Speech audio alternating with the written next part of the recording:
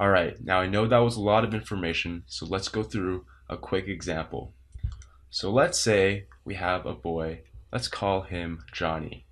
Now, Johnny needs some cash over the summer, and so he decides to open his own business, and he's going to call it Johnny's Lemonade Stand. Now, for him to open his stand, he actually needs some money to get started and to buy some lemons. Now, where is he going to get this money? Well, Johnny decides to go to his father. So, Johnny's father decides to give Johnny $20 to start his business. And he tells Johnny that he can repay him any time that he earns the $20 back. Now, being his father, he's pretty nice, and he doesn't make Johnny pay any interest or anything like that. So, in this case, two accounts are actually affected.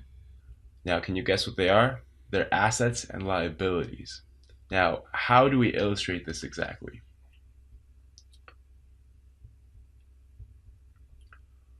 That brings me to journals and ledgers. Journals and ledgers are basically the way that accountants record transactions.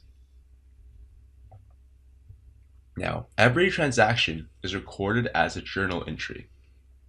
Entries go into a complete file known as the general ledger. This is how we can keep track of our transactions. So let's see what a journal entry looks like. This is an example of a journal entry format. You have your date at the left. You have your account name over here. Over here we have the accounts that are affected.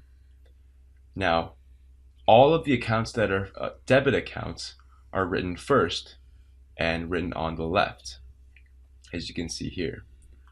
Any accounts that involve credits are indented slightly past the debited accounts, and then they're written in the credit section to the right. This is how we format journal entries. You have debits on the left, both here and here, and you have credits on the right, both here and here. This is an example of the general ledger. Once you have a series of journal entries, you can begin entering all of them into a ledger. This ledger is for the account cash.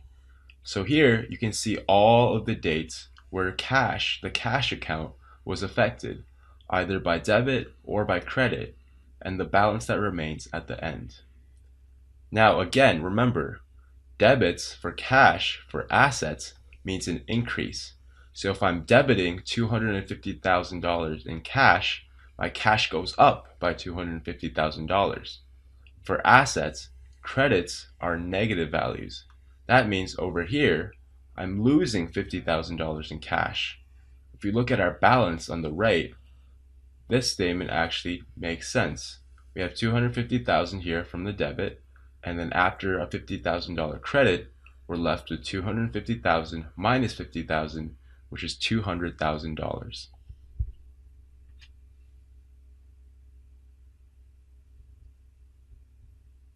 Let's go back to our example.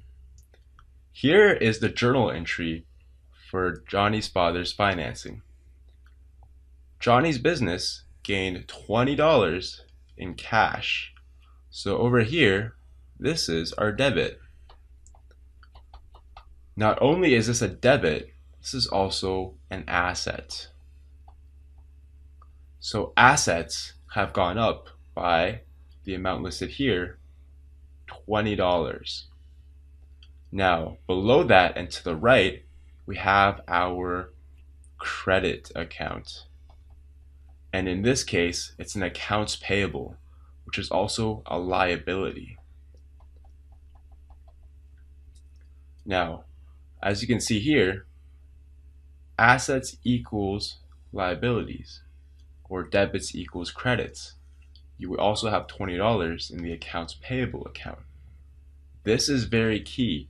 You have to remember that debits always equal credits. You will never have an instance where you have 40 here in the debit section and only 20 in the credit section. In that case, you're missing 20 from the credit section from some other account, and you will have to look for what it is.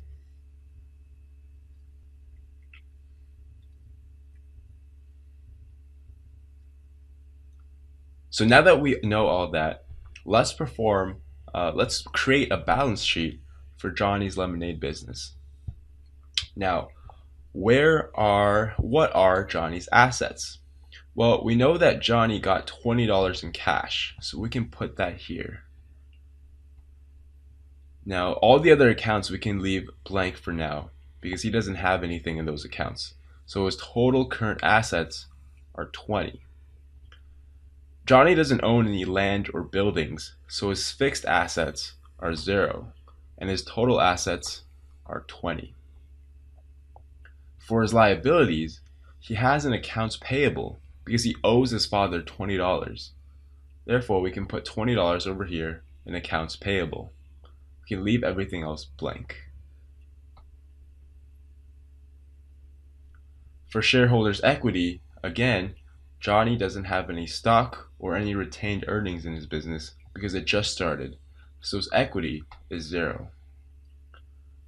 When we add our liabilities and our equity, we get a total of 20. As you can see here, assets equals liabilities, and our balance sheet balances. You have to remember that your balance sheet should always balance with total assets equaling total liabilities plus total owner's equity. Let's return to Johnny's lemonade business. Say Johnny ends up actually earning a lot of money from his lemonade business, and we want to keep track of how he did that. So we're going to look at all of his actions on June 2nd, 2015, which is when he started his business. So the first couple of things, we already know what happened. His dad gave him $20 and told him to pay him back when he could. Let's say that Johnny then took that $20 and bought himself $20 worth of lemons. With those $20 worth of lemons, he sold lemonade worth $40. So now he has $40 cash.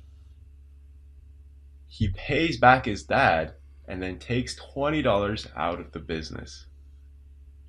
How can we illustrate all of these events using what we learned about journal entries?